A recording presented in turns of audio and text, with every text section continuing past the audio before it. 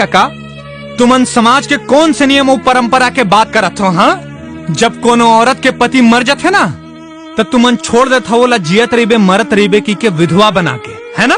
लेकिन जब कोनो आदमी के पत्नी खत्म हो जाते ना तो ये पूरा समाज वाले कहते हैं कि बेटा दाई दादा के सेवा करे बर दूसर बिहाव कर ले। लेकिन एक विधवा, अरे वो कखरों से हंस के बोल ले वो भी गुनाह हो जाते। लेकिन एक बात याद रखो कि नर ला जन्म देने वाली ना नारी होते।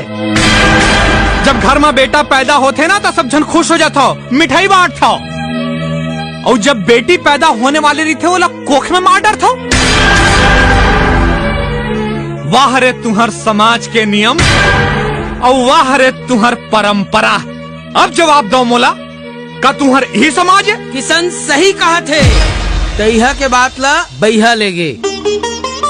आज ये राजेश्वर मोडौकी रुक रे, पताल लेके आ साग में डाल बे।